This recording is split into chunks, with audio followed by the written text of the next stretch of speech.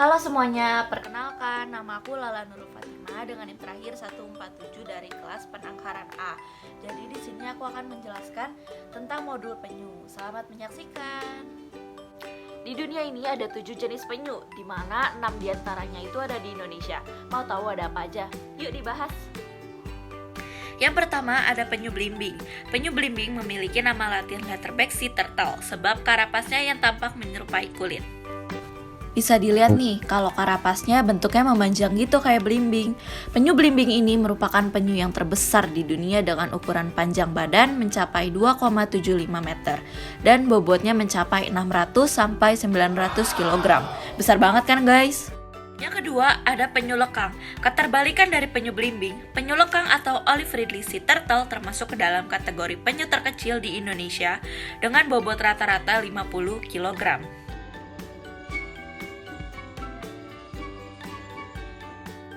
Ketiga ada penyu hijau. Pasti kalian udah gak asing lagi sih sama nama penyu yang satu ini. Nama penyu hijau ini bukan diambil karena sisiknya yang berwarna hijau, tapi karena warna lemak yang terdapat di bawah sisiknya yang berwarna hijau. Karena penyu hijau ini merupakan vegetarian. Penyu ini memiliki karapas menggunung yang lebar dan halus berbentuk oval. Mereka biasanya berdiam di dekat garis pantai dan di sekitar pulau dan teluk, terutama di area yang memiliki banyak padang lamun. Yang keempat, ada penyu tempayan. Memiliki nama latin loggerhead sea turtle, penyu tempayan terkenal dengan kepalanya yang cukup besar. Jenis penyu laut ini memiliki karapas berwarna coklat kemerahan, paruh yang bertumpuk, dan rahang yang kuat. Yang kelima ada penyu pipi. Penyu pipi disebut juga sebagai flatback sea turtle. Sesuai dengan namanya, jenis penyu laut ini memiliki karapas yang rata namun sedikit melengkung di sisi luar. Yang terakhir ini yang keenam, yaitu ada penyu sisik. Jadi penyu ini memiliki bentuk paruh tajam dan meruncing dengan rahang yang agak besar, mirip dengan paruh burung elang. Dengan anatomi mulut tersebut, penyu sisik mampu menjangkau mangsa yang bersembunyi di celah-celah karang seperti spons dan anemon. Nah, sekarang udah tahu dong ada apa aja jenis-jenis penyu yang ada di Indonesia. Lalu selanjutnya, aku akan ngebahas tentang random things and fun fact about sea turtle. So, check this out. Fakta pertama, penyu telah hidup sejak 120 juta tahun yang lalu. Faktanya, penyu merupakan salah satu hewan reptil yang hidup lebih lama dari dinosaurus dan masih hidup hingga saat ini. Hal itu diungkapkan dari adanya fosil dan kerangka penyu yang pernah hidup bersamaan dengan hewan dinosaurus. Pernah ditemukan penyu arkelon yang memiliki bobot mencapai hingga 2,2 ton, di mana itu menunjukkan gigantisme pada zaman tersebut.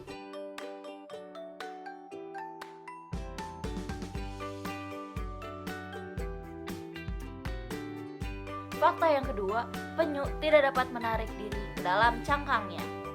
Nah, berbeda dengan kura-kura di darat yang bisa memasukkan kepalanya, rupanya penyu tidak bisa menyembunyikan kepala dan flipper mereka ke dalam cangkangnya yang disebut dengan karapas. Nah, karapas sendiri pada penyu itu tersusun dari zat tanduk atau kitin yang tebal.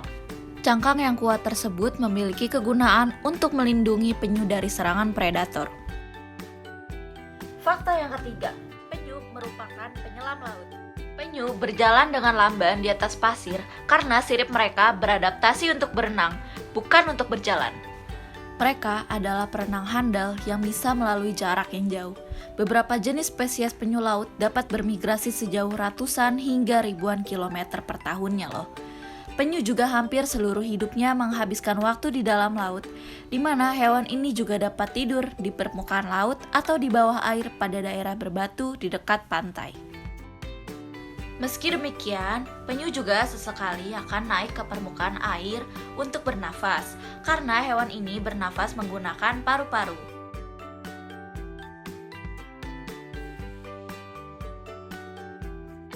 Fakta yang keempat, penyu betina akan kembali lagi ke pantai yang sama untuk bertelur. Penyu banyak menghabiskan sebagian besar hidupnya di lautan, terutama untuk penyu jantan. Tetapi pada betina, dapat terlihat di pantai hanya selama musim bertelur. Dengan kata lain, seberapa jauh mereka bermigrasi, penyu-penyu tersebut akan kembali ke tempat lahirnya untuk bertelur. Fakta yang kelima, Jenis kelamin pada penyu ditentukan oleh suhu. Jadi, penyu laut itu tidak memiliki jenis kelamin yang pasti secara genetik, karena suhu yang akan berperan dalam menentukan apakah penyu tersebut berkelamin jantan atau betina. Suhu inkubasi yang lebih dingin akan menghasilkan tukik jantan, dan suhu inkubasi yang lebih hangat cenderung menghasilkan tukik betina. Selain itu, aku juga mau ngejelasin tentang special feature yang ada pada penyu. Nah, kalian tahu gak sih ini apa? Jadi ini adalah papila, di mana papila ini merupakan bagian duri-duri itu yang melapisi mulut dan kerongkongan pada penyu. Duri ini dapat membantu penyu untuk menjebak dan memakan spesies mangsa utamanya. Sedihnya adalah terkadang penyu tidak bisa membedakan antara plastik dan ubur-ubur, sehingga terkadang mereka memakan plastik dan itu dapat mengganggu organ pencernaannya. Yang kedua itu ada karengkel. Tidak seperti hewan lain, tukik harus keluar dari sarangnya secara mandiri. Untuk menyobek dinding telur itu, tukik menggunakan gigi telur yang tajam yang disebut dengan karengkel. Karengkel ini adalah perpanjangan dari rahang yang akan hilang setelah tukik menetas. Yang terakhir itu ada lacrimal glands. Sebelum lanjut, kalian pernah dengar gak sih tentang penyu yang menangis? Bukan yang kayak gini.